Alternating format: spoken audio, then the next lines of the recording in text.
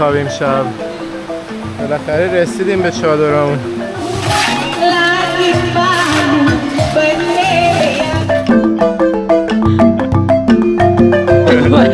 ببین راهنمامون وایساده داره نماز میخونه. این پا دیگه برامون پا نمیشه. Such a lovely place. Such a lovely place. این دوستمون رو یه زالو وسط جنگل اومد رو پاش گاز گرفت.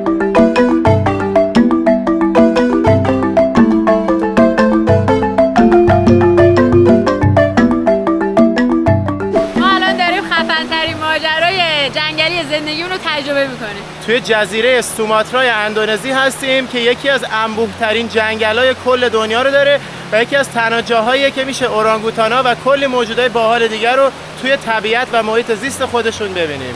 3 روز قراره توی این جنگل با مشقت زندگی کنیم و چادر بزنیم وسط جنگل. کلی هم کوهنوردی داریم، بریم ببینیم جون سالم به در میبریم یا نه. آخرش هم قراره تو رودخونه بیافتیم بریم سمت دهکده‌مون. رسیدیم به بندر بین المللی کوالانوما. کسه هاتان پلابوهان. عربی هم نوشته. اینم از فرودگاه شهر مدان اندونزی. اینا مسلمونن؟ اندونزی بزرگترین کشور مسلمون دنیاست. 200 میلیون جمعیت داره که اکثرا مسلمونن. با جمعیت ترین. بعد بالی برای چی نیستش؟ چون اصلا کلا فرهنگش جداست، اصلا با اینا نبودن، بعداً شده جزء اندونزی. های یا اومدن دنبال اون اسمم اینجوری نوشته. های thank you. این هم حال و هوای فرودگاه مدان. این شهر مدان دلیلی که ما اومدیم اینه که نزدیکترین فرودگاه به شهر بوکیت لاوانگ که بغل جنگل لسوئره که ما میخوایم بریم توش یه 2 روز بگردیم، جنگل نوردی کنیم و اورانگوتان ببینیم. ولی خب شهریه که فرودگاه داره ولی خیلی کوچولوئه دیگه، فقط 2 تا پرواز خارجی داره، یکی به مالزی یکی هم به سنگاپور. واسه همین ما حتما باید یا این قسمت رو بعد مالزی میذاشیم یا بعد سنگاپور. اینم ماشینی که باهاش اومدن دنبالمون. اینو حالا توضیح میدم چجوری گرفتیمش، چجوری هماهنگش کردم که شما هم اگه خواستین همین کارو بکنین.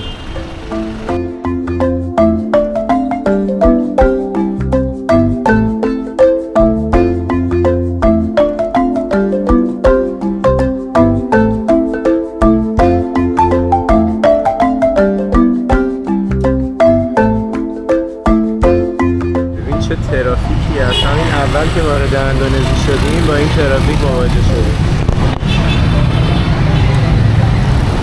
میگن که جاکارتای اندونزی بدترین ترافیک دنیا رو داره. البته الان هنوز به جاکارتا نرفتیم ولی مثل اینکه این شهرهای دیگه‌ش هم خیلی کمی ندارن. چرا اینجا تو پمپ بنزیناش کتک میزنن؟ اینم از پمپ بنزین کتک خوردیم. کیا کتک میخوان؟ نگاه اینجا به دستشویی میگن موشالله. موشالله. در ضمن توی این موشالله‌شون نمازخونه هم دارن، اینجا هم وضوخونه دارن، دستشویشون توالت ایرانیه و اینکه شونه دارن. صابون ندارن ولی شونه دارن. شونه رو هر کسی دلش بخواد اینجا آویزون کردن با سیخ بستن. آره با زنجیر میتونید استفاده کنید ولی صابون نداره.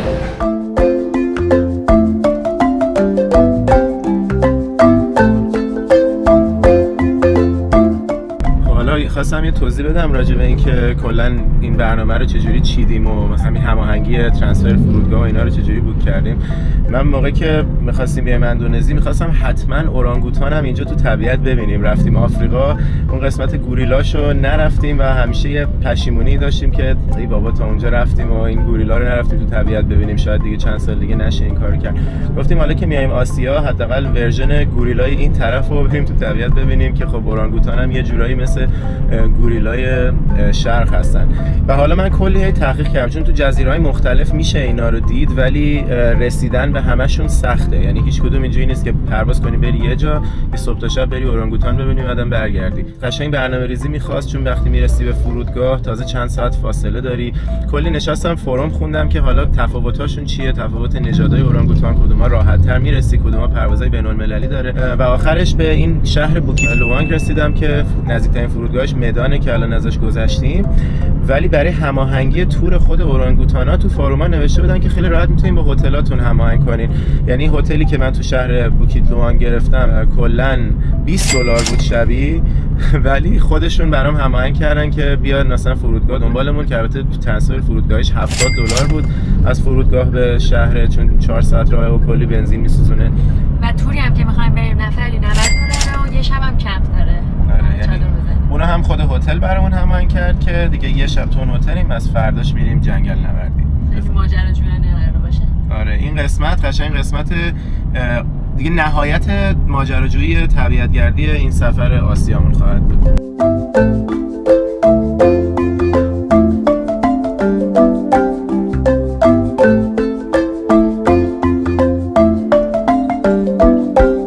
اینجا دیگه پیاده‌مون کرد که بقیه مسیر رو از این راه‌های باریک پیاده بریم.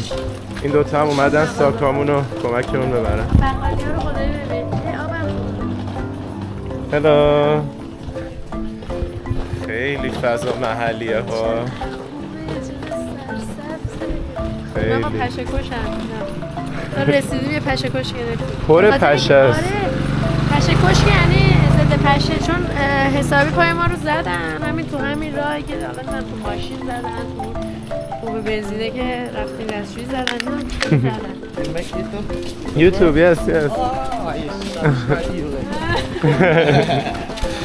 What's your name? Johnny. Johnny. Johnny or? Johnny. Johnny. Nice to meet you. What's your name? Risky. Riskit? خیلی حس و حال جالبی داره این خیابون باریکه، همینجوری توش مغازه‌های مختلف هم می‌بینی. نقاشی. گربه رو ول کن، اورانگوتان رو نگاه کن. نزدیک نیا که سامنده چیزه.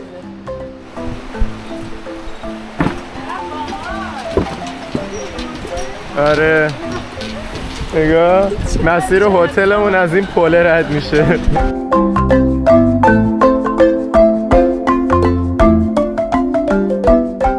نگاه کن بغل رودخونه قراره بخوابیم ما، میبینی؟ خیلی خوشگله. آره بارون هم که داره میگیره دیگه.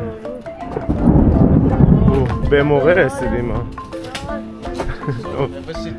Thank you. برامون آب میوه آوردن. این آقا هم که خودش مدیر هتل اومده اینجا. نه به این آب میوه‌ای که اینجا خوش آمدگویی‌هاشون آب میوه‌شون خیلی درست حسابیه، نه به اونایی که رفتیم اینقدر میدادن. این خیلی آب آناناس برامون آوردن، خیلی هم خوشمزه است. کلبه چوبی.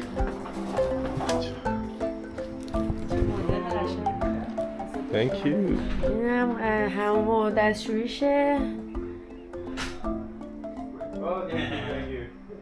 اینم دستشوی اینور. خوبه ترتمیزه. این مدلش من خیلی خوشم میاد. اصلا نه؟ مدل چوبی بودنش. سال بالی داره. درخت قشنگ نگاه کن. چوب. رو تنه درخت قراره بخوابیم. چوب تختش قشنگ. آره. یه تیکه درخته. این دیزاینشون فقط منو کشته بخاطر که این توالت پیپر رو خیلی شیک و قشنگ انگار مثلا خیلی لاکچری گذاشتن وسط تخت.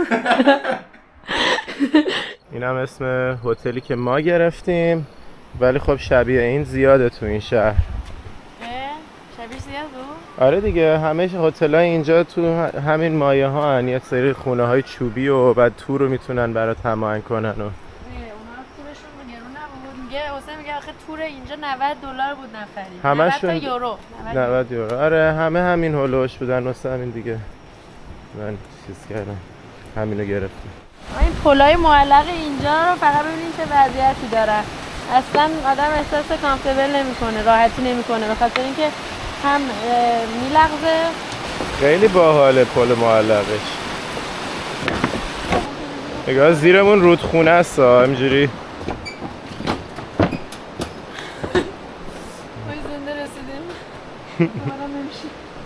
دیگه وسط جنگلیم دیگه، پر مارمولک و اینا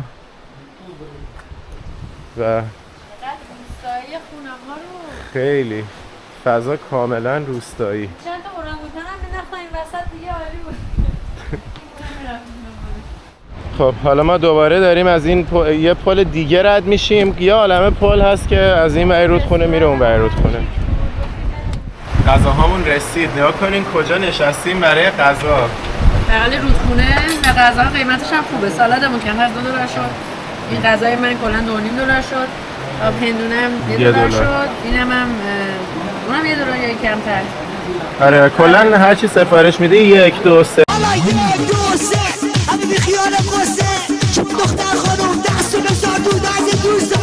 $1 مثلا این مدلی است. خیلی قیمت خوبه اینجا. واقعا خیلی حس و حال قشنگی گرفتیم اینجا که نشستیم. همینجوری کلی خاطرات باحال سفرهای مختلف که تو فضاهای اینجوری می‌نشستیم هی برامون مرور شد. مکان دلنشینیه دیگه. این صدای رودخونه که میاد کلا حس مثبت به آدم میده. دیدن دارم فیلم میگیرم دیگه بازی نکرد. داشتم من کشتی میگرفتن تا الان. گربه‌ها با هم پای موشک بازی میکنن. نگاه از این رستوران هم داره. هلو. چه باحال. این قسمت کاملا هنوز زندگی در جریانه این قسمت. بچه گربه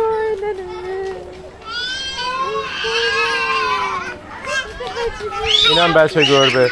های های.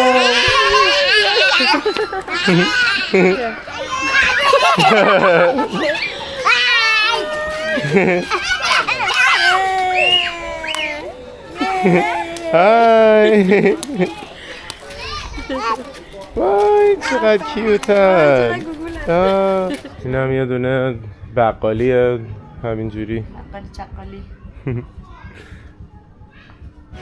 ما یه صدای آهنگی شنیدیم همینجوری دنبال کرد. آهنگ میشنویم بیایم میریم. بعد حالا اومدیم دیدیم اینجا دارن خیلی باحاله. نگاه این کارگرها اینجا اومدن آهنگ گذاشتن. هلو بریم پیششون.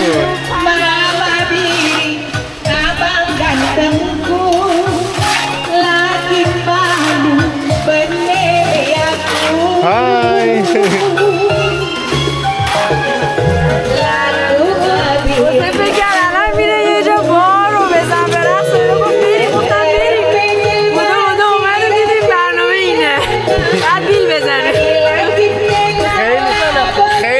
باحالی داره. یعنی قشنگ داری کارگرای محلی و در حال انجام کار با آهنگ خودشون، یعنی آهنگ محلی که نیست ولی با آهنگی که پخش میکنن داریم میبینید. نگاه کن تو همین خونه هم احتمالاً زندگی میکنن. دیدی؟ این بر دارن میسازن اون برم خونه میکنن بالاش هم رستوران کردن. خیلی نقاشیاش قشنگه. بعد با این آقای کلی گپ زده. این خودش نقاش این همه این اثراست. It's called Persian Explorers. ببین اینجا چه باحاله. تمام پرچما رو کشیده و همه لختن. بعد اینکه مثلا طرف مثلا لخته بعد پرچم عربستان داره. اینجا بیشتر نقاشیاشون راجع به اورانگوتانه، به خاطر اینکه همه میان اینجا اورانگوتانا رو ببینن. برای همین بیشتر اورانگوتان کشیده. نگاه چقدر خوشگله. این قشنگی کاره. صبح روز دوممون توی اندونزی همه وسایلمون رو جمع کردیم. بس کلی از وسایلمون رو گذاشتیم اونجا بذارن تو انبار و قراره کجا بریم؟ داریم بریم جنگل لسور دنبال اورانگوتانا. امیدوارم پیداشون کنیم. قبلش هم میوه داریم میزنیم که قشنگ سالم با قهوه که دیگه آماده باشیم و پر انرژی بریم دنبالشون. صبحونه توی این فضای جنگلی. یه دونه کوله پشتی هم قراره با خودمون ببریم که کل آذوقه امشبمونه. امروز و امشبمون که قراره کمپ کنیم و فردا دوباره بیایم بقیه وسایلمون رو برداریم. الان راه افتادیم. یه دونه همسفر سوم به گروهمون اضافه شد. گروه هایی که اینجا تور میبرن معمولا حد اکثر 6 نفره، مثل اینکه ما حالا امروز 3 نفریم. البته گفته بود یکی دیگه هم گفته بود 4 نفر میشیم، حالا نفر 4م هنوز ندیدیم. بعد مسیر رو شروع کردیم، فعلا داریم توی خود روستا میریم که برسیم به اول مسیر. اینم نفر 4مونه که اومد بهمون بپیونده. حالا رسیدیم به قسمت هایی که باید از دار و درخت بریم بالا.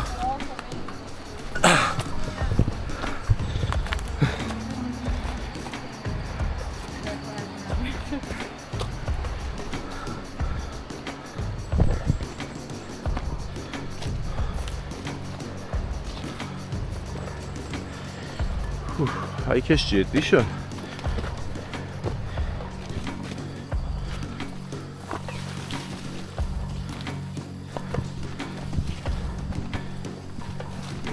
Can I pass? Really? No worry.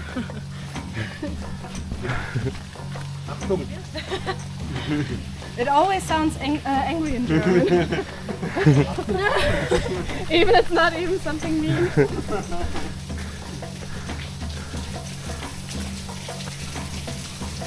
اینم اولین اورانگوتان ما توی این ماجرا. بالای درخت نشسته.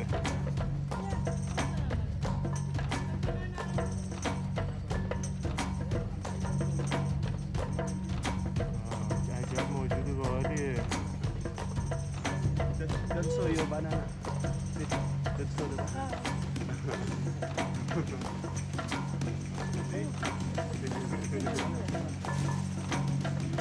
واو.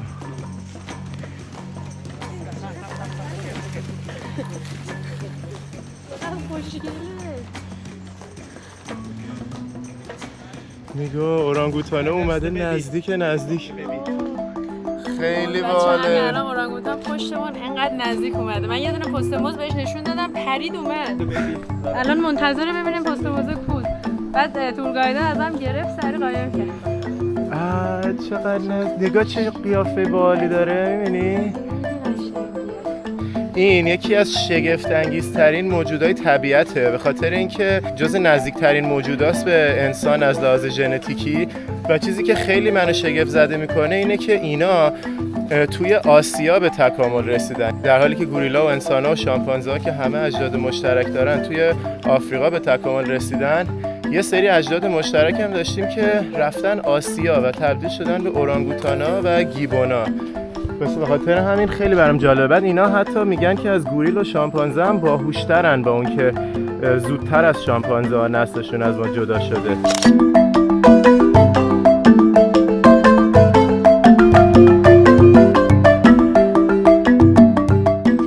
این واقعا شگفت انگیزه ها.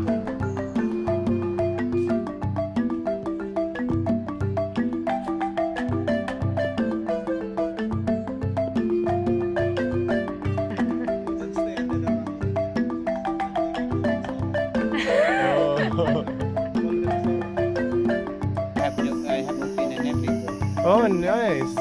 You made a documentary? Oh, nice. Very nice. I really like your knife and necklace. این آقای گفتش که تو مستندهای نتفلیکس که راجع به این جنگل ساخته شده قبلا حضور داشته. حضور داشته.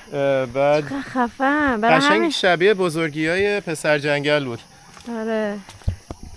یعنی پسر جنگل که خب همه دیگه احتمالاً یه کارتونش یا فیلمش یه چیزی ازش دیدین دیگه. دقیقاً توی همین جنگلاست، جایی که مثلا اون فیلم داره توش اتفاق میفته همین جنگلای اندونزیه و به خصوص این جزیره. چون اگه دقت کرده باشین اون گوریل یا میمون گنده که توی پسر جنگل میاد میدزدتش و اینا خیلی خیلی بزرگه. اون البته واقعی نیست، موجود افسانه‌ایه، ولی قیافه شبیه اورانگوتان نره. So what is this made of? That is from the cow. From the cow. Yeah, there's a lot of. When this have this cow, you know this very bad. This from orangutan tea. This from the snake. This like this from the small deer. This from the boar. This from the leopard. This from the Wait, deer. what was this one? Wolf. Leopard.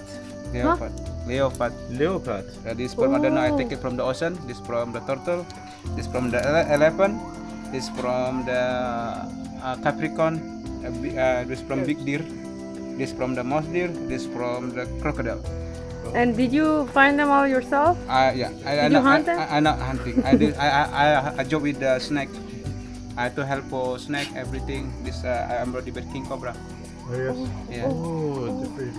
کبرا مار دستش I make it a rescue snake.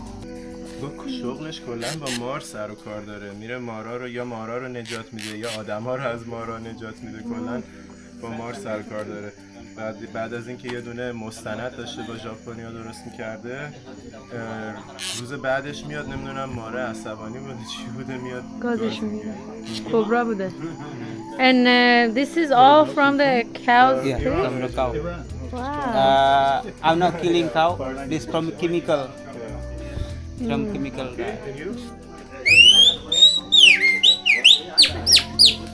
Plastic. واو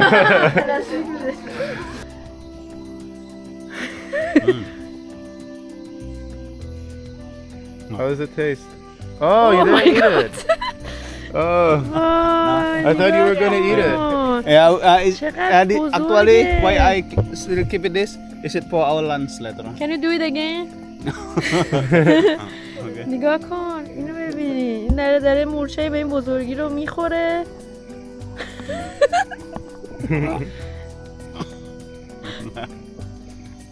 واو عجب حرکتایی میزنن اینا. اینجا وقت استراحتمونه اومدن بهمون هندونه زرد میخوان بدن. اینجا به بچه ها نشستیم. Hey guys, can you introduce yourselves for the... Hi, I'm Cam. I'm from the UK. Yeah, nice to meet you. And where are you staying right now? So I'm living in China. I'm an English teacher and living in China. Very nice. Yeah, such a nice experience, huh? Very. Yeah, it's amazing. Not everyone gets that experience. And introduce yourself. Yes, hi, I'm Laura. I'm from Germany. I'm working in Germany and live in Germany and yeah, just having some holidays here. Very nice to meet you. Nice to meet you too. Yeah, we're going to be travel mates for the next 1.5 days. Yeah.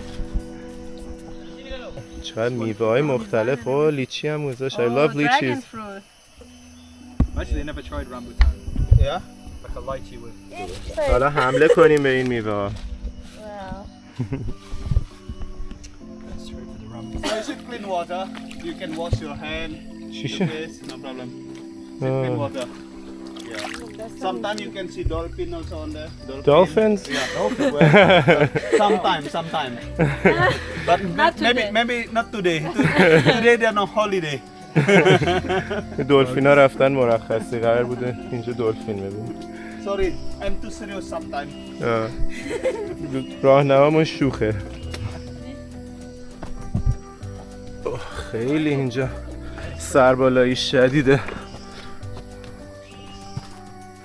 قشنگ باید همینجوری بگیری شاخ و برگای روی زمین رو که نیفتی زمین. این هم سفرامون.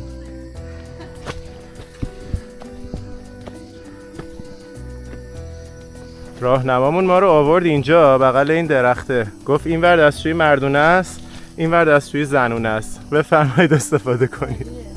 ولی چقدر باحال این درخته. این چه درخت جالبیه. شبیه لوبیا سهرامیزه. آره.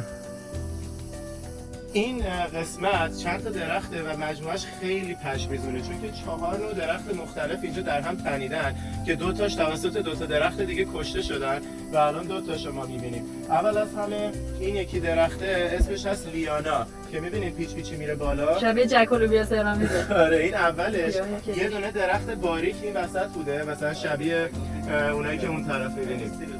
خب یه درخت باریک بوده. بعد این لیانا واینه میاد شروع میکنه دور این میپیچه سعی میکنه بره بالا که برسه به نور خورشید برسه آفتاب بتونه بگیره و توی این پروسه درخت وسطی رو له میکنه. الان درخت وسطی هیچی ازش نمونده له شده مثل مار پایتون. آره این مار قشنگ خفش کرده رفته بالا. بعد این یکی درخت تنومندی که میبینین این واقعا دیگه پشیمونه، چون که این درخت به جای اینکه از پایین به بالا رشد کنه از بالا به پایین رشد میکنه و یه درخت باریک، یه درخت دیگه این وسط می‌بینیم. نگاه کنین این درختی که اینجاست این یکی درخت خودش قبلا یه درخت تنومند دیگه بوده که رفته بوده بالا. بعد این اورانگوتانا و میمونا و اینا یه سری میوه بهش میگن انجیر خفه کن، با میوه این دونه این میوه رو با خودشون میبرن اون بالا. بعد این شروع میکنه از اون یکی درخته تغذیه کردن و از بالا رشد میکنه میاد پایین و به تدریج تمام جون اون یکی درخت قبلی رو میگیره تا برسه به پایین. میرسه پایین اینجوری ریشه میدونه و اینقدر گنده و تنومند میشه و اون درختی که از اول توش رشد کرده میبینیم که خفش کرده، یعنی قشنگ اون درخت رو خفه کرده اومده پایین و الان فقط خودش مونده. بهش میگن انجیر خفه کن. چقدر خفن. چه قیافه باحالی داره، این کاریش داره. چقدر بامزه‌ست این. This is a male. It's a male, right? Is this one a male? Yeah, but young man. اورانگوتان نر داریم میبینیم. چقدر خفنه. نگاه قیافشو. واه چه راحتی.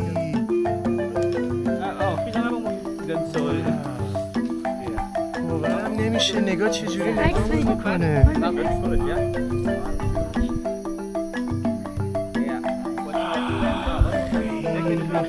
ببین این نر جوونه، گفتش سنش نسبتا پایینه، نوجوونه ولی خیلی گنده است. خیلی خوشگله. ببین دوتا دستاشو اگه باز کنه از قد من بلندتره. ببین ما خیلی شانس آوردیم چون میگن که این نراشو احتمال اینکه ببینی خیلی کمه، یعنی اکثر توریستا میان اینجا و نرشو نمیبینن، فقط ماده رو میبینن، چون نرا تو قسمت‌های عمیق‌تر جنگل زندگی میکنن و وقتی که ماده ها رو حامله میکنن ازشون ماده ها فرار میکنن میرن جاهای دورتر که میشه لبه های جنگل که توریستا میرن، واسه همین نرا رو خیلی کمتر میشه دید. و حالا تازه این نوجوونه، اگه نر ادالتش یعنی سن بالاشو ببینی خیلی میتونه از این بزرگترم باشه، ولی با این حال خیلی قوله همچنان.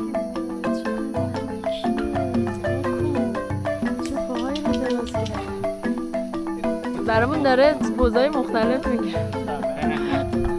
خیلی از آدما ارزش دیدن اورانگوتانا و کلا ایپا توی طبیعت خودشون رو درک نمی‌کنن. مثلا میگن خب میمونه دیگه، میمون که همه جا ریخته، در صورتی که اینا میمون نیستن. اصلا تو انگلیسی به اورانگوتانا، گوریل، شامپانزه و گیبون به اینا میگن ایپ و تو فارسی کلمه معادلش میشه میمون انسان نما، ولی اینا در واقع مانکی نیستن.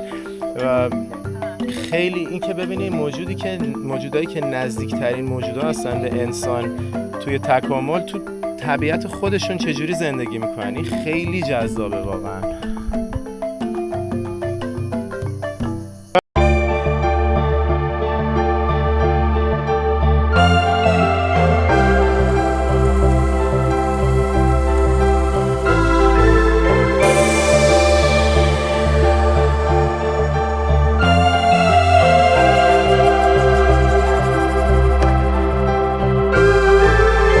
این دوستمون رو یه زالو وسط جنگل اومد رو پاش گاز گرفت. زالوها خیلی هم کوچولو بود، اندازه مثلا 2 تا مورچه.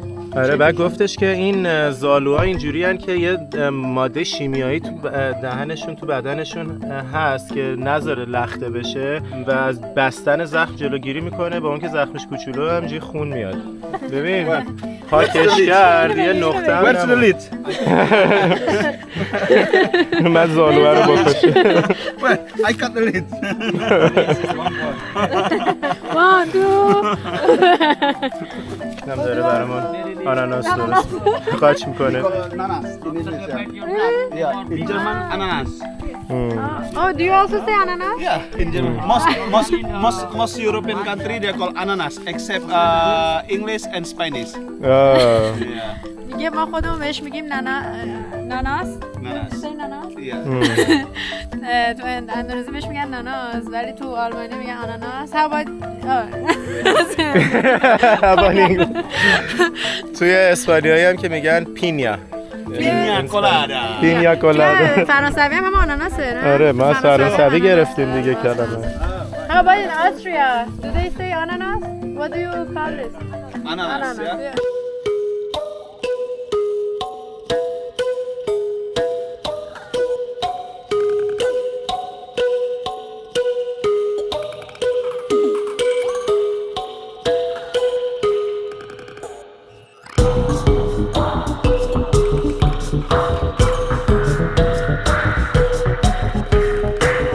ببین راهنمامون وایساده داره نماز میخونه تو جنگل. چقدر بامزه.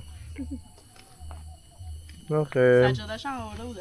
آره مردم اندونزی خیلی باحالن. اکثرا مسلمونن ولی کلا کاری به کار همدیگه و دین همدیگه ندارن دیگه. مثلا دیروز با یه دونه مسیحی صحبت کردیم اینجا، اونم میگفت تعجب میکرد که مثلا تو ایران همه چی زور زورکیه. بعد مثلا ممکنه یه سری از مسلمونا، حالا قطعا که تو ایران خیلی بیشتر جا افتاده مثلا مخصوصا بین آدمای امروزی که پذیرا باشن از دین همدیگه، ولی همچنان یه سریا هستن که واقعا طرف مسلمون نیست یا طرف نمیخواد اونجوری که میخواد زندگی کنه میان باش برخورد میکنن، به خودشون اجازه میدن که با طرف بد رفتار کنن که تو متروهای ایران شاهدش هستیم، توی فضاهای عمومی که متاسفانه به خودشون این اجازه رو میدن بعضیا. ولی طرف تعجب میکنه همچین چیزی وجود داره توی ایران و اینا خیلی با همدیگه چیزن دیگه، پذیران از فرهنگ‌های مختلف.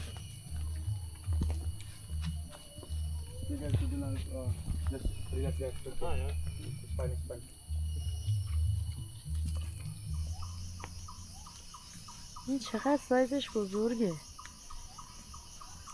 خودش آناناسشو زد و رفت. اگه مراقب بود کسی میمون دیگه از پشتش نیاد بدزده.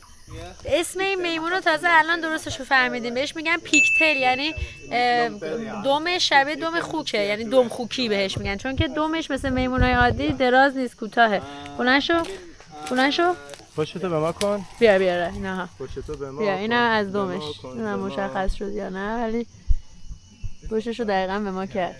اینها این دمش کوچولوه. خیلی فرق داره با میمونه. کلا داریم مثل تارزان همجوری تناب میگیریم دستمون میریم پایین. اگه اینو نگیرم لیز میخورم میافتم.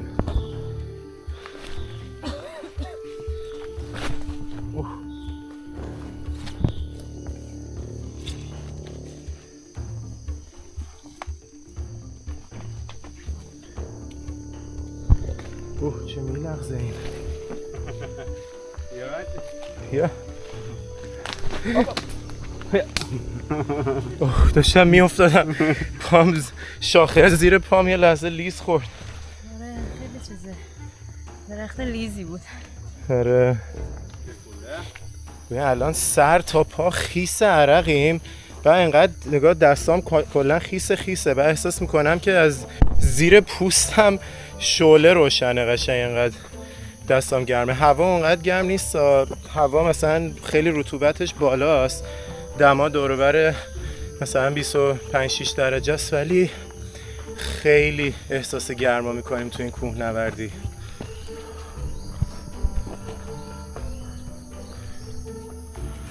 همچنان میریم بالاتر و بالاتر.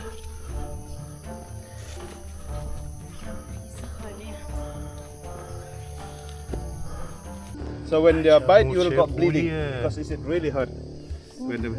میگه اینو اگه اذیتش کنی گاز بهش میگیره. میگن مورچه سرباز، یعنی اگه بهش دستتو نزدیک کنی انقدر بد گاز میزنه که خون ریزی میکنه. ببین واسه مقیاس دستمو میذارم، نگاه کن اندازه یه بند انگشت منه این مورچه. I thought he's trying to eat the other one. No. Slowly, yeah.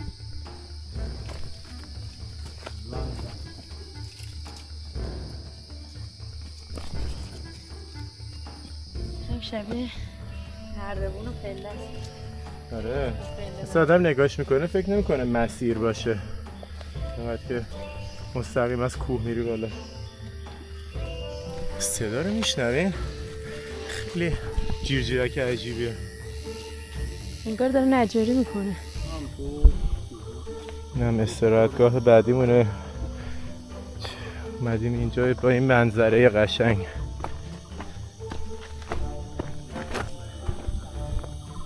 منظرش خیلی سبز و قشنگه، فقط هوا یکم کدره، مهیه. هم دوباره یکی دیگه از این درختای خفه کن که از بالا به پایین رشد کرده.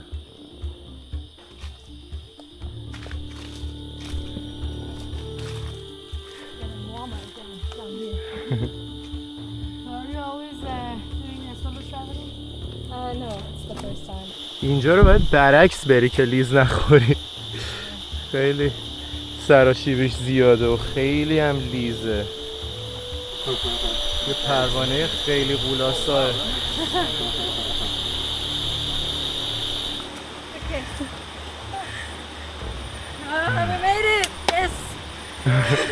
رسیدیم به این رودخونه.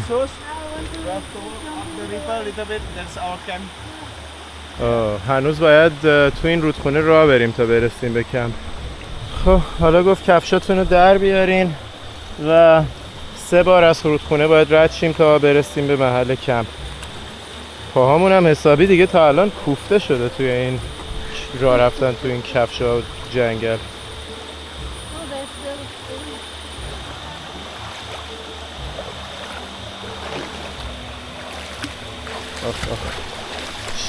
رو سنگار آدم راه میره دردش میگیره. این پا دیگه برامون پا نمیشه.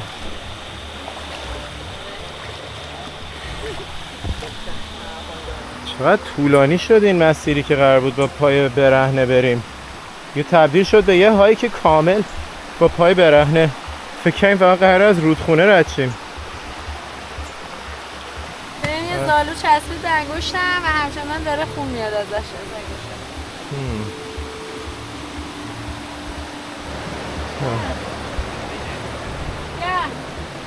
قراره اینجا بخوابیم شب. بالاخره رسیدیم به چادرامون. چه جای عجیبی قراره کمپ کنیم ها. They bite you with a special thing that makes you just keep bleeding for a bit. And then if you let the leech finish, it bites you with another thing that makes you fight. Hello. Hi, how are you? Good. What's your name? Adan. Adan. Nice to meet you. Hossein. Shane. Hossein. Hossein. Yeah. Oh, nice. این آشپزمونه. Thank you. Chicken rendang ya. اینجا برامون 2 تا چادر گذاشتن، هر کدومش 2 نفره است و این دختر پسره اصلا همدیگه رو نمیشناختن تا امروز صبح قراره با همدیگه اینجا بخوابن. مثل آره منم تعجب کردم. من فکر کردم چادر ما اون بره، اینا هر کدوم تو یکی از اینا میخوابن. و گفت نه هر کدوم باید 2 نفره.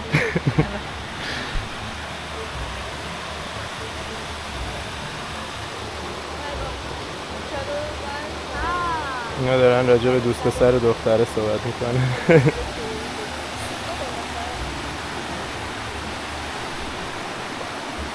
من دیگه اومدم بشینم توی آب خنک رودخونه. خیلی خوبه.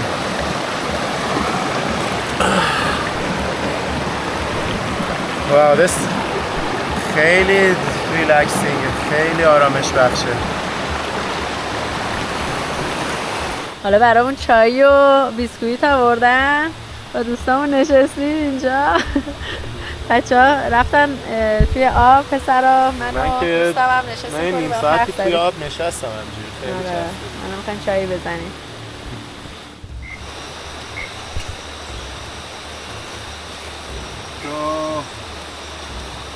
Yeah, this is spicy. This is local food. Sambal teli we call it. واو چه غذاهایی. نمیدونم فشفشه. Thank you. مرسی. خیلی خوشمزه. خیلی خوبه.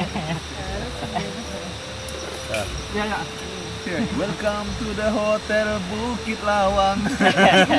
Such a lovely place. Such a lovely place.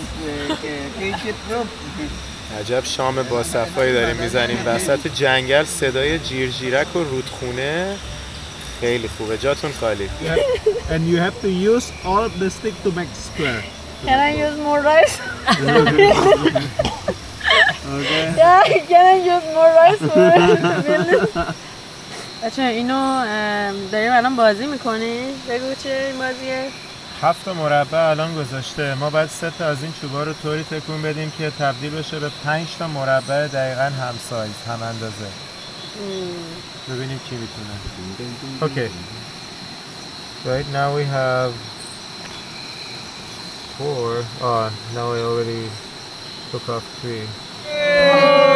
برنده داریم. باریکلا. حسین درستش کرد بالاخره. Now you're gonna sing for us.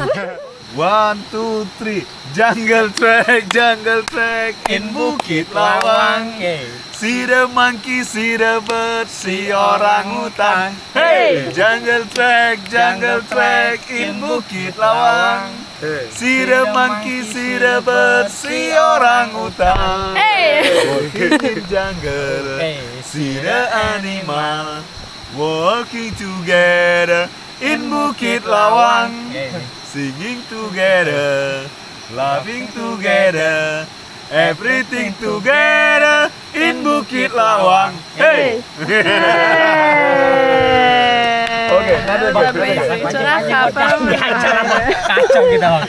بچه اینجا بازی بعدی اینه که 1 به علاوه 2 به علاوه 3 میشه 4 که اشتباهه. میگه یه دونه از اینا رو باید برداریم که درست بشه. آره؟ فقط یه دونه شو باید برداریم. خب سولوشن این بودش که اینو برداشتیم از اینجا رو 2 گذاشتش اینجا شدش 1 به علاوه 1 به علاوه 1 به علاوه 1 4.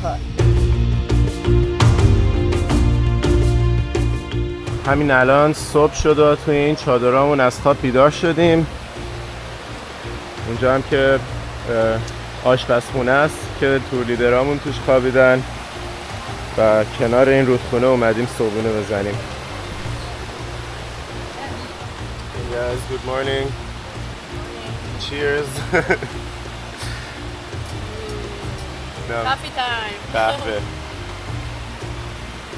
اینم صبحونه‌مون چی گذاشته توش؟ توش پنیر، طبقه بعدی خیار و گوجه، طبقه بعدی نیمرو. ایول. نیمرو املته؟ آره املت. ساندویچ 3 طبقه برامون آورده برای نهار.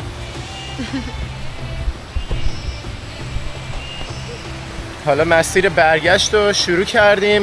مسیر برگشتمون خیلی کوتاه‌تر از مسیر رفتمونه. ما الان مایو هم پوشیدیم آمدیم 3 ساعت هایک داریم، 3 ساعت میریم و میرسیم به یه رودخونه بزرگتر. اونجا قراره بهمون تیوب بدن و قراره اونجا رفتینگ انجام بدیم، بریم سمت هتلمون. آره در واقع نصف مسیر برگشتمون رو قراره از طریق رودخونه بریم. به خاطر همین الان به اندازه دیروز لازم نیست کوهنوردی کنیم، فقط یه 2-3 ساعتی میریم و بعدش دیگه میندازیم تو رودخونه.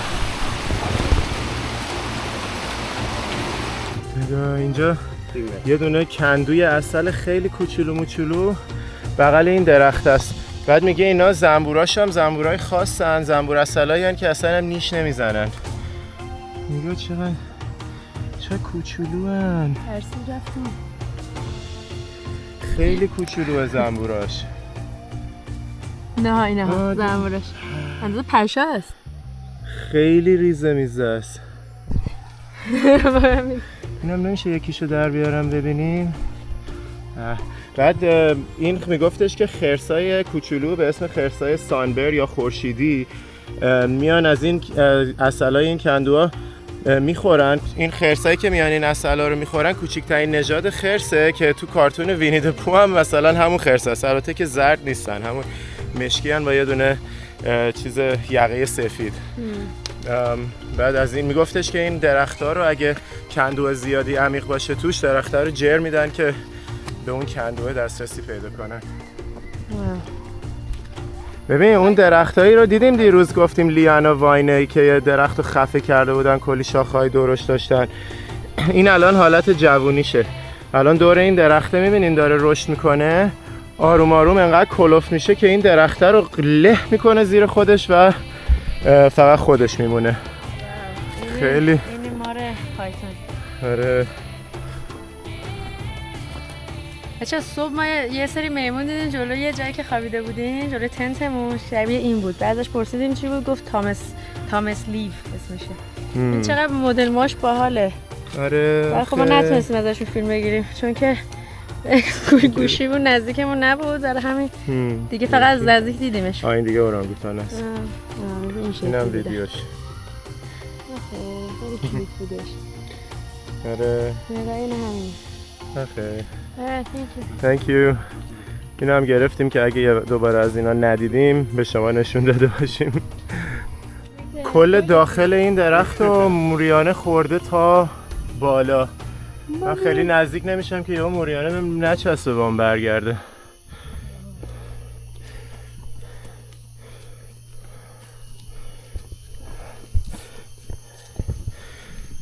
همینجوری ادامه میدیم به جنگل نوردیمون. اینم دوباره یه درخت لیانای دیگه، شاخه‌هاش این دفعه رشد کرده ولی هنوز اون درخت وسطیه رو میتونی ببینی، هنوز خورد نکرده درخت وسطشو. Deep in the jungle, in the land of adventure lives Tarzan. My name is Tarzan, I am Jungle Man. The treetops swinging from jungle land. Tarzan is handsome, Tarzan is strong. He's really cute and his hair is long. I am Jane and I love to ride an elephant. یا همینجوری داریم با این منظره قشنگ راه میریم و همینجوری داریم تلاش میکنیم که این گیبونا رو اون بالا ببینیم. حالا از اینجا داریم یکی از این گیبونا رو میبینیم، این پرید اون طرف.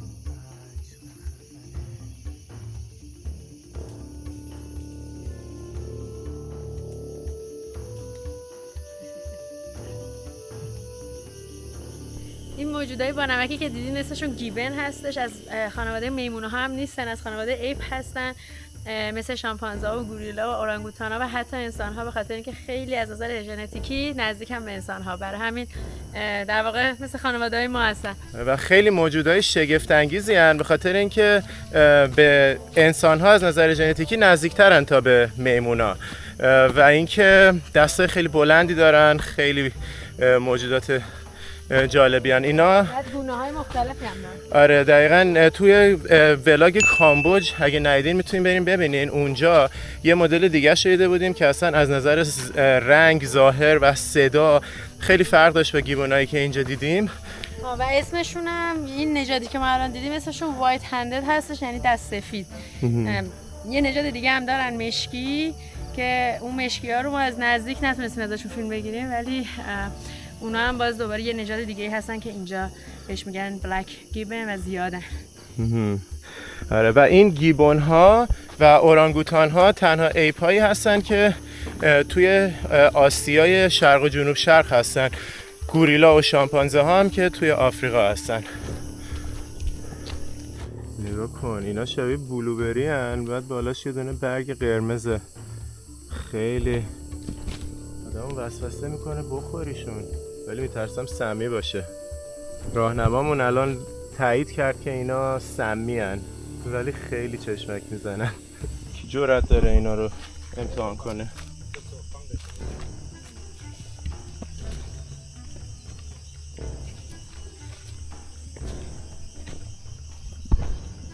اینجا میتونیم ببینیم که این خرسای عسل یا خرسای خورشیدی چجوری درخت رو جر دادن که کندوی داخلش رو در بیارن و بخورن.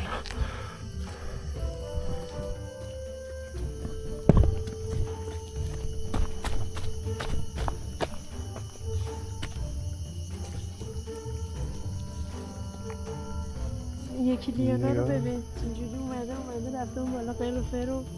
چه بامزه. درخت حالتی گرفته، حلقه درست کرد. یه اورانگوتان غول پیدا کردیم.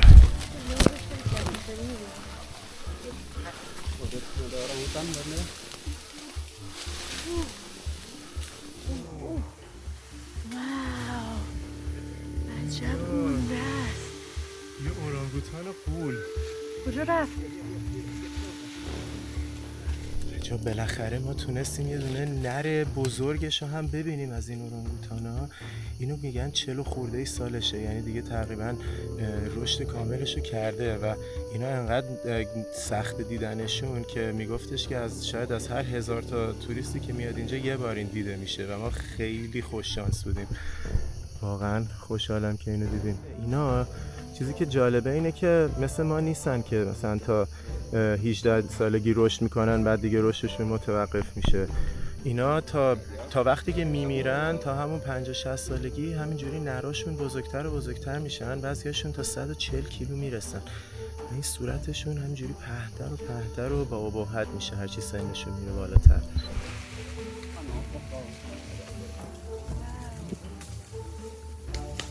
اورانگوتانه غول پیکره ها، خدا کنه برگرده اون برش رو ببینیم.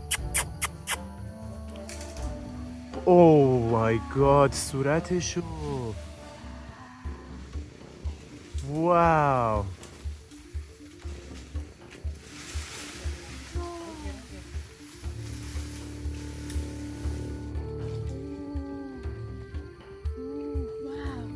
صورتش از اینجا معلومه قشنگ.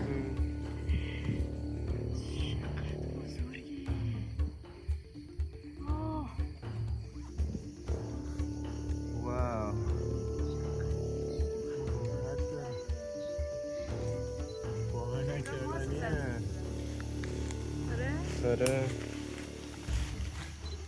قشنگ انگار ماسک زده رو صورتش، انگار مثلا صورت مال خودش نیست.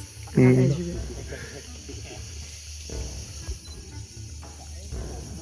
واو عجب ریش پروفسوری داره، انگار مثلا 50 سال تدریس می‌کرده. آره شبیه رئیس دانشگاهی، رئیس بیمارستانی چیزیه.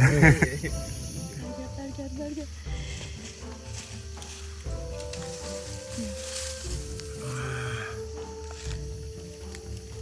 ها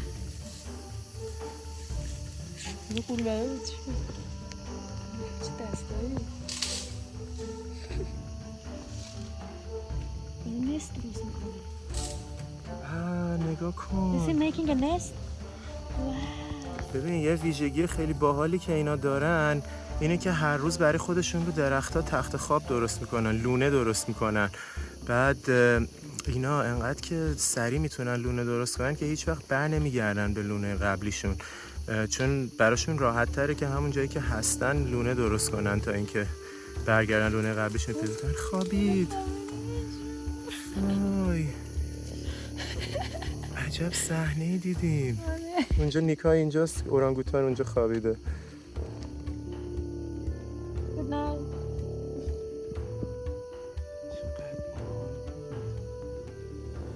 چقدر راحت درست کرد. بعد چند ثانیه یه دونه نونه برای خودش درست.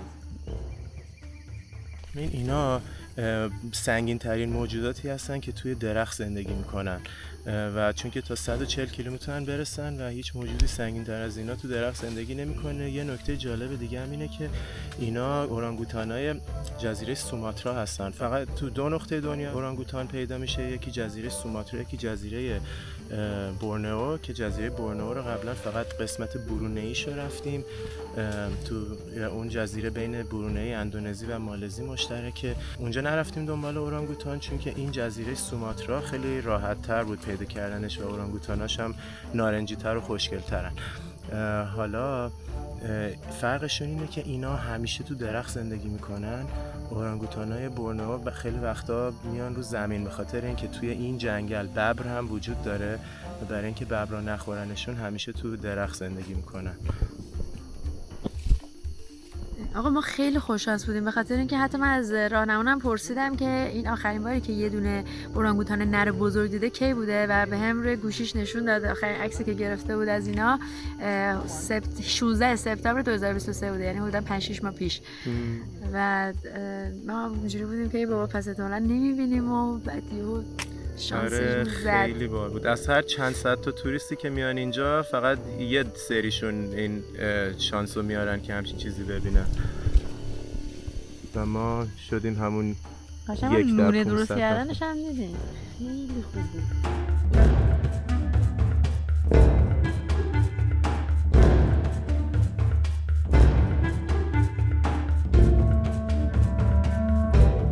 وقتی آدم هیجان زده میشه یه همچین اورانگوتن خفنی رو میبینه که خیلی کم پیش میاد ببینه، چه اتفاقی براش میفته؟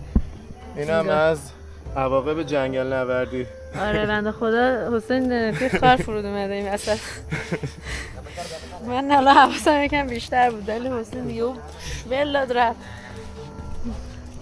امیدوارم که دیگه این آخرین چیزی باشه که اتفاق ناخوشایند آخرین زخممون توی این سفر باشه. چه راهایی که ما نباید بریم. خوبه حداقل طناب کشی کردن یه سری جاها رو. آره سری جاها نداشت طناب ولی حداقل این جاها که خیلی سردتره خیلی شیبش هم زیاده، بعضی جاها از اینا گذاشتن. یه حسابی داریم جنگل نورد میشیم همینجوری از این پیچ و خمای این جنگله همینجوری داریم میریم پایین. چندین بارم هی سر خوردیم و نمیدونم تو هم دیگه پیچیدیم و تنیدیم ولی جون سالم به در بردیم تا الان. این قشنگ سخت ترین قسمت مسیرش بوده. همین کلی وقت داریم از شیب خیلی زیاد میریم پایین و قشنگ اگه این تناب نبود هر جایی ممکن بود با کله پرچیم از دره پایین. خیلی آره قبلش همش این زمینای لغزنده بود، حالا الان ریشه اومده یکم بهتر شده. به به رسیدیم. باور نکردنیه از این ماجرای سنگین جون سالم به در بردیم. رسیدیم به یه سایت کمپ دیگه. کسایی که نمیخوان فردا صبحش دوباره برن یه مسیر جنگل نوردی مفصل انجام بدن و میارن توی اینایی که نزدیکتره به آخر مسیر، از همون اول میانبرای سبکتر میزنن، اون بالای کوه نمیرن و میارنشون اینجا که دیگه فرداش بتونن ریلکس کنن و بعد دیگه سوار رودخونه‌شن برگردن. ولی ما رو بردن یه جای دورتر که امروز دوباره بتونیم حیوان ببینیم. ولی تونستیم به جاش اورانگوتان بزرگ ببینیم. نگاه یه میوه عجیب غریبه اینجا. اینه اصلش اینه. اوه مثل ازگیله یکم. چقدر به فنا رفته. این هم یه دونه میمون خیلی عادی که دوباره داریم سر راه میبینیم. این میمونای این مدلی دیگه خیلی برامون عادی شدن تو این سفر ولی همچنان برامون خوشگل و زیباست تو طبیعت. نگاه از این میمونا الان کلی اینجا هست.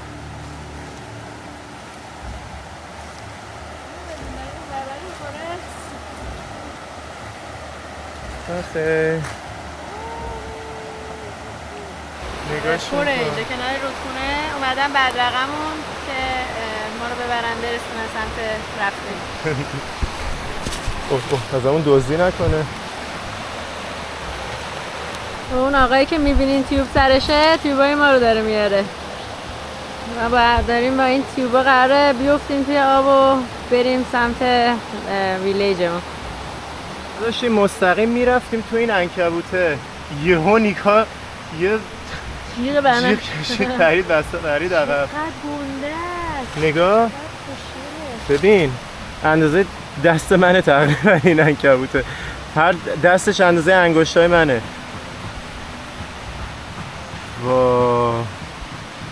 وقت ناهار شد کنار همین رودخونه.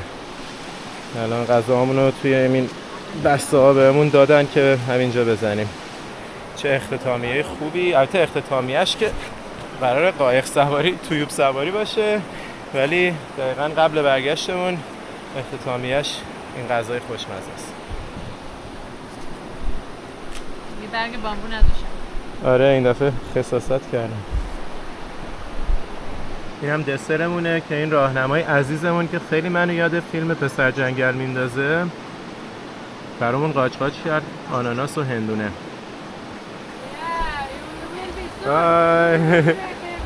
ببینین چه کردن برامون. همینجوری میوه های مختلف استوایی همینجوری داره میاد اضافه میشه به سفرمون. اینجا هم قایقمون قایق آماده است که بیفتیم توش بریم. همه کیف میفامون رو چپوندن تو این کیسه ها، دارن محکم میبندنش که وسایلمون خیس نشه. دیگه آماده ایم که بریم تو رودخونه. میریم روی این قایقا و قیر میخوریم توی رودخونه تا برگردیم به روستای بوکیت لاوانگ. اومدیم سوار شدیم like that. Hey, this side. Back side. Hello, tourist.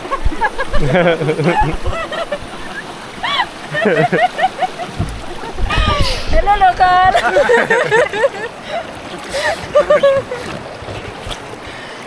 Okay. چه باحاله. قطاره. قطار رو ببین اون قطاریه.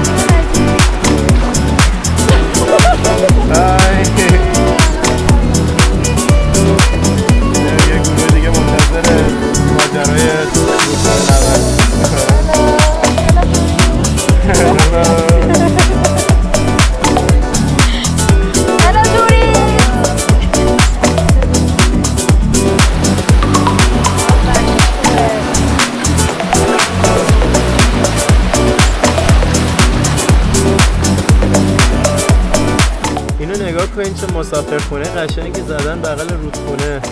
یه سریا میان اینجا میمونن. اسمش جانگلینه.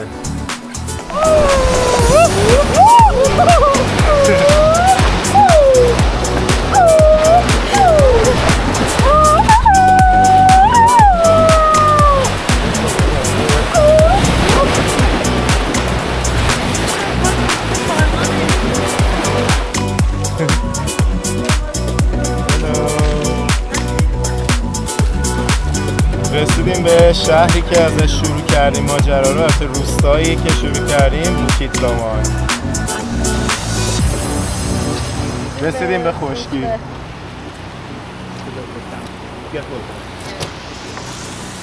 چطور بود؟ خیلی عالی بود. دوشمون رو گرفتیم، یکم تر و تازه شدیم و داریم این هتل زیبا رو ترک می‌کنیم. خیلی هتلش قشنگ بود، نگاه قشنگ شبیه لونه پرنده بود.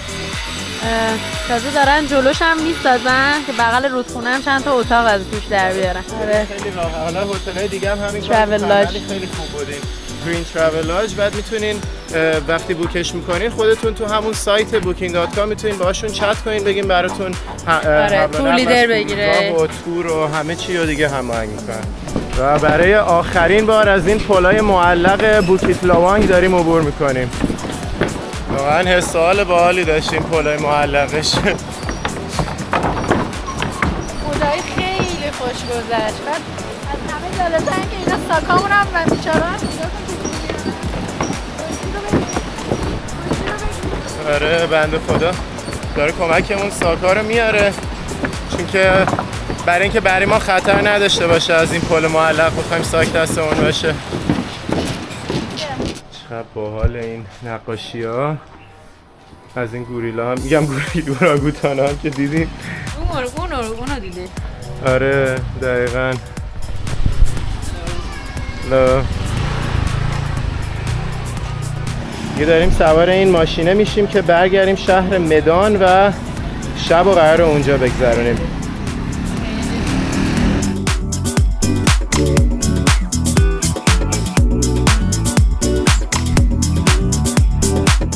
رسیدیم به شهر مدان. خیلی لحظه آخری تو خود ماشین یه هتل گرفتیم، هتل رادیسون که اتاقش $28 بود شبی و دیگه الان داریم میریم که چکین کنیم.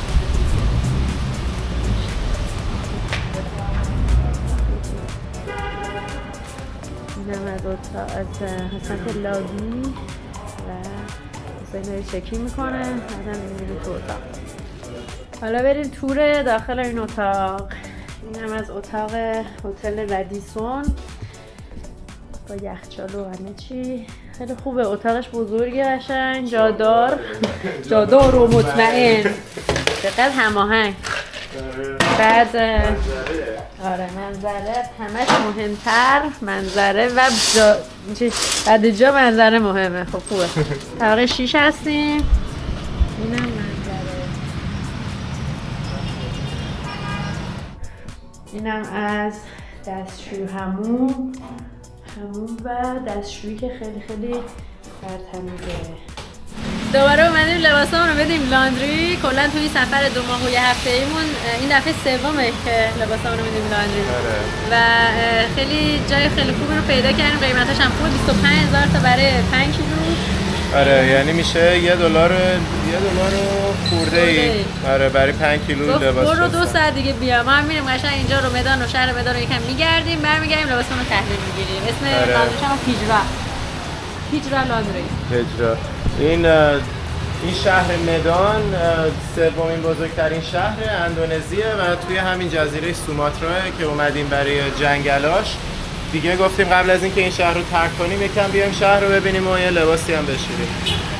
اینم از اسم لاندری و لباس ما هم توی یکی از این کیسه صورتی هست. اومدیم هتل د پاریس که بیام روفتاپ باره. روفتاپ بار داره.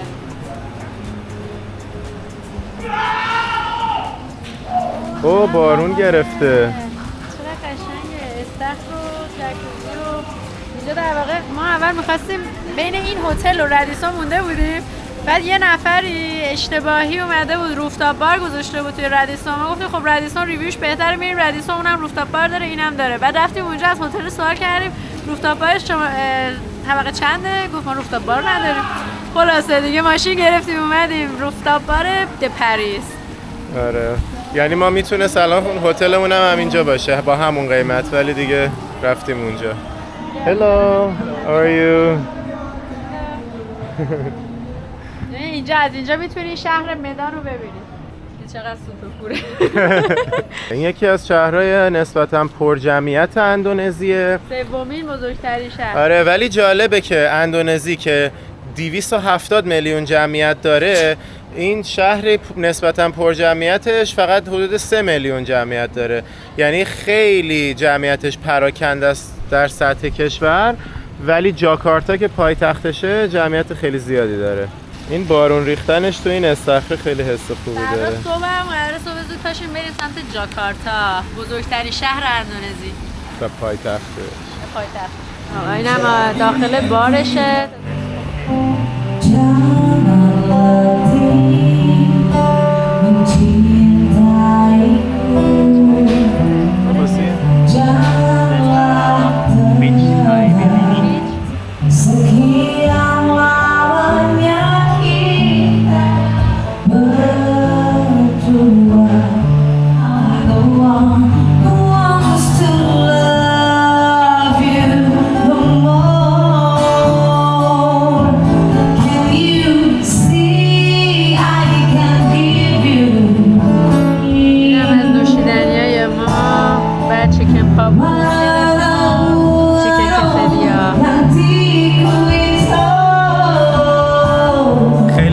با آهنگ اندونزیایی هست. آره آهنگ اندونزیایی محلی.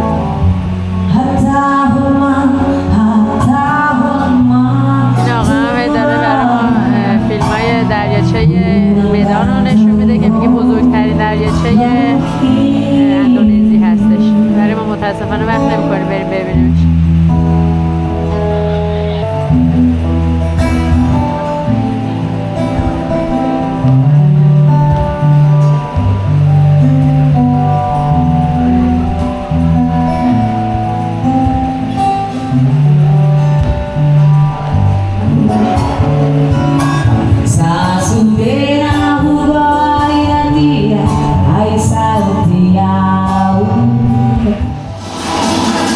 اینجا یهو تبدیل شد به کلاب این وسط. تبدیل شد به کلاب.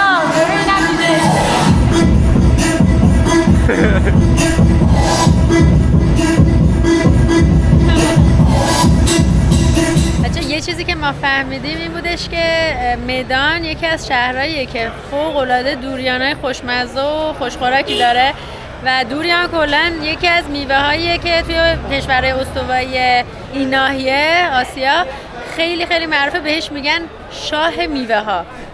آره بعد حالا ما توی مالزی و سنگاپور اینا برای اولین بار امتحان کردیم. اولین بار تو مالزی بود ولی گفتن که مدان معروفترین دوریان کل اندونزی داره و شاید حتی بهترین دوریان دنیا باشه. واسه همین حتما بیاین اینجا.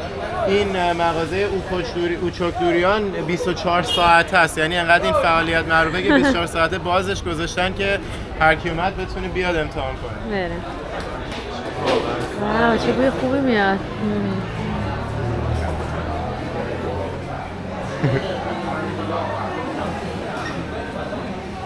خیلی باحاله.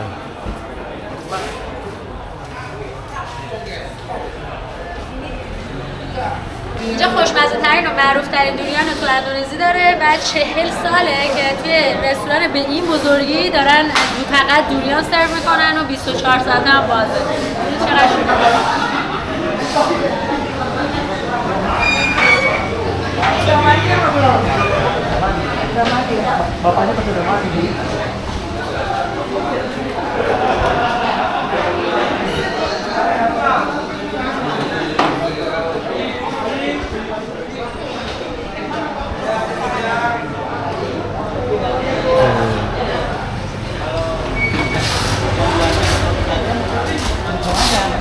Hello.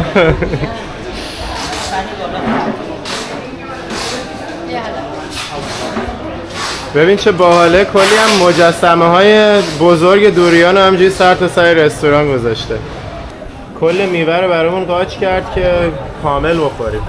البته که این خیلی تیغیه و آدم اصلا نمیتونه نگرش داره چون تیرش کم دردناکه و اولش یکم شاید مزهش براتون جالب نباشه اما بعدا معتادش میشین چون خیلی شیرین و خوشمزه میشه. دلیل اینکه به این میوه میگن شاه میوه ها اینه که سرشار از ویتامین ها و املاح مفیده. ویتامین A, B, C, A, B, C, D, E, F, G. کلسیوم، منیزیم، آهن، همه اینا رو داره و برای جلوگیری از بیماری‌های قلبی، فشار خون، پوکی استخون، همه اینا رو درمان میکنه و ازشون جلوگیری میکنه. ضد سرطان هم هست. واقعا یه میوه فوق‌العاده جالب و عجیب غریبه. حالا طعمش چجوریه؟ اولا که باید پلاستیک دستتون کنین. اینجا برای همه روی میزا پلاستیک گذاشتن و بوی خیلی شدیدی داره. برای اولین بار شاید خوشتون نیاد ولی بعد که یکی دو بار میخورین اصلا بهش معتاد میشین. فوق‌العاده شیرین و خوشمزه است و هر کدوم از دوریانا هم با هم فرق میکنن. ممکنه یه وقت بهتون دوریانی بخوره که اصلا مزهش بده یا خوشتون نمیاد ولی وقتی دوریان شیرین باشه فوق‌العاده خوشمزه است.